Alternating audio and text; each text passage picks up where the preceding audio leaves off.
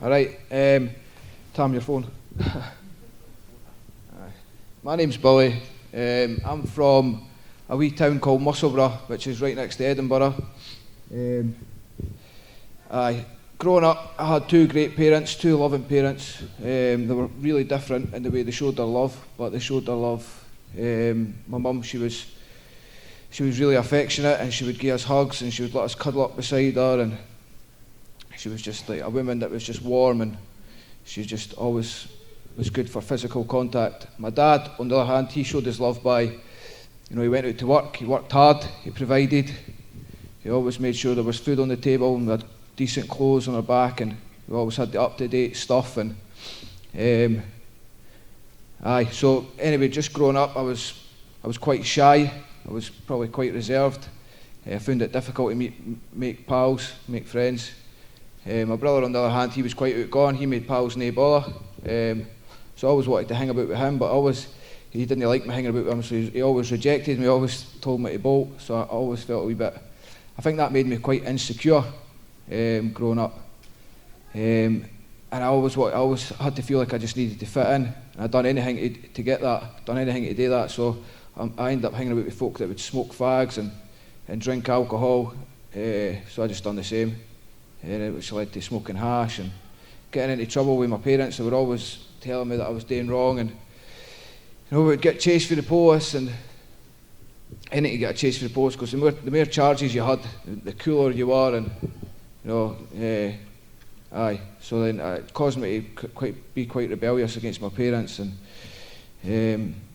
when I was 18 as well, my mum passed away. She was in a severe car accident which left her physically disabled, and she had to spend 2 Christmases in hospital, and it was tough. We went to go and live with my grandparents, and then eventually she died when I was 18, which kind of sent me on a bit of a spiral downwards, and I ended up starting to take harder drugs. Started to take cocaine, ecstasy, speed. Before I knew it, I was taking heroin, and because I was taking drink and speed and all that, you kind of lose your senses, and you black out, and you didn't realise what you're doing. And I would wake up in the police cell quite a lot. I would wake up in the cells quite a lot, and I thought, I can't keep doing this. And so I thought, with taking heroin, I would know what I was doing. I would be a bit more compos mentis. But what I didn't realise was I was going to end up physically addicted, and then which caused me to commit worse crimes, like going out and stealing out of shops, and just doing things that just led me to prison. I ended up in prison and ended up having quite, like, not like severe prison sentences, but like a year here, 6 months there, which led me to then meet friends who were a bit more experienced in crime and a bit more experienced in what to do to make money to score more heroin, and ended up living on the streets like Tam. I was begging in the streets.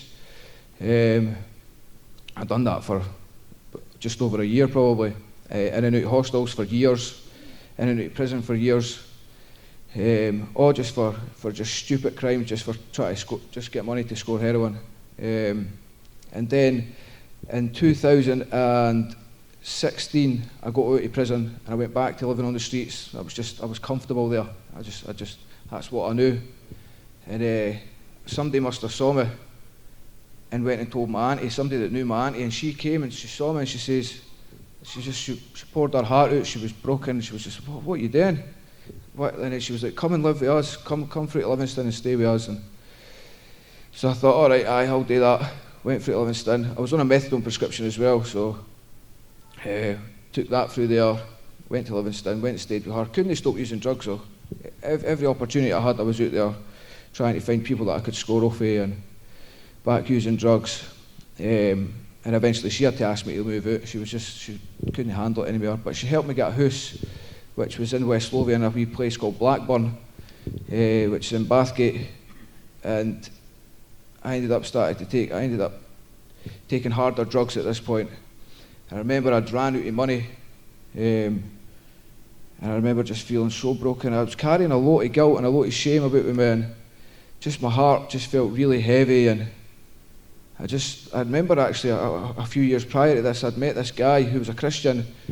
His name was Joe, and he told me about how Jesus had transformed his life. And he never told me that I needed Jesus in my life. He just told me what Jesus had done for him.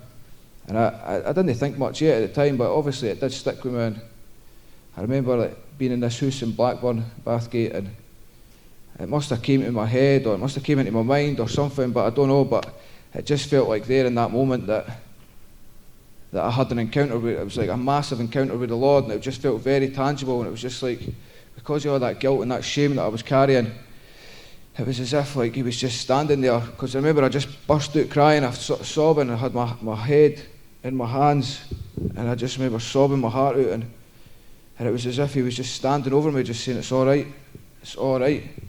And then I remember looking up, thinking that when I looked up, I thought I was going to see him, I thought he was going to be standing there, but he wasn't. But I remember the rest of that night, I was just filled with peace, just peace that I'd never felt before. And I went to my bed and I got a great night's sleep, and woke up in the morning, but that peace had then it had left me, it was gone. But what it did leave me with was because I remember waking up thinking that felt so real. So it left me to go searching for him. It left me to seek out the Lord, and I started to go to this church in Livingston called it was Elyburn Free Church in Livingston. I went there a couple of times. They were very welcoming, but I decided that what I needed to do was to move back to Musselburgh, because the only people that I knew were people who took drugs and people who sold drugs in Livingston, well, Bathgate. So I knew that wasn't a very good place for me. So I went back to Musselburgh and went to live with my dad, and I decided that I was going to start going to church in Musselburgh.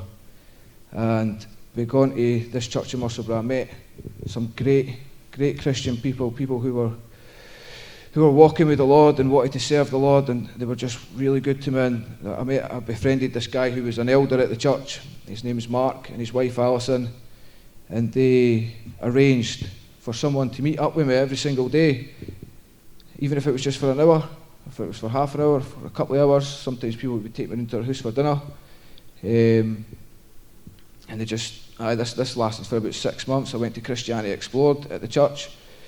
I couldn't stop using drugs though. Still using drugs, still on my methadone prescription. It just shows you the grip that drugs really has on people. It does. It takes a grip of you. It takes a real grip of you. But eventually, they decided to take a leap of faith and really trust in the Lord. They must have thought that God was telling them to do this, because one day they took me out for a walk, and they asked if I would like to come and live with them. And I was so excited. I thought, wow, that's amazing. I would love to do that. And then they took me into their house. They gave me a bed to sleep in, my own room, my own seat at their table. And I still couldn't stop using drugs. I still could not stop taking drugs. Still couldn't stop doing it. And so a couple of times they had to ask me to leave. But then when they saw that I was ready again, they would take me back. But they started to realise that still wasn't enough. And they got me an interview at the Haven. And I came. I didn't want to come to the Haven, actually. I didn't want to go. I actually fought it. I kept putting it off. I kept saying, no, I didn't want to give you a year of my life to come to the Haven, and I'll be able to do it I'll be able to do it myself. So I tried to do it myself a few times. And the funny thing is, I got baptised on the 4th of November 2018. I meant to mention that. And my baptism verse was Romans 12, verse 1 and 2, which is, therefore I urge you, in view of God's mercy, to offer your bodies as a living sacrifice. And I wasn't ready to do that. Even though it was my baptism verse, and I thought that I knew what it meant, I never. And I was praying with Matthew a few weeks back, and that verse, I was asked to share a wee bit on that verse, and it came to my mind that, God himself came down as Jesus Christ, the man, and sacrificed himself for us. And that was what real sacrifice was, because he never gained anything from doing that for us. It was all the only people to benefit was us. You know, he actually lost out by doing that for us. And so when God asks us to do something, we're still not really even sacrificing, because me going to the heaven, it maybe seemed like a sacrifice, but I gained from it, so it wasn't actually a sacrifice. Do you know what I mean? I've learned more about who God is. I've learned more about his character. I've learned more about his love and his love for me. And I've grown so much since going to the haven. I was just like a scared, timid little boy before I went in, and I feel like now I'm becoming more of a man.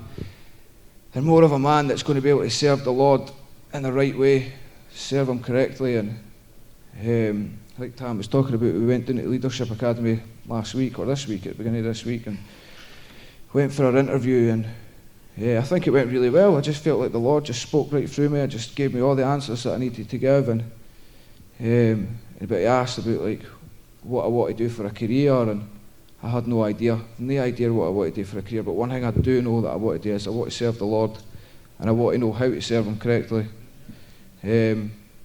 I believe that Leadership Academy will help me do that, because I've seen a couple of guys that have went down. Craig himself went down, and he just speaks highly of it, and I know it'll just be a place that will help me grow, and help me grow in my maturity and my walk with God. And I can't wait, because it just looks like an amazing place. And I just owe it to God using that family to help me to get me to heaven, because I knew if it wasn't for them I wouldn't have got here. But all glory to God, of course. And I'll just leave it there. Thanks.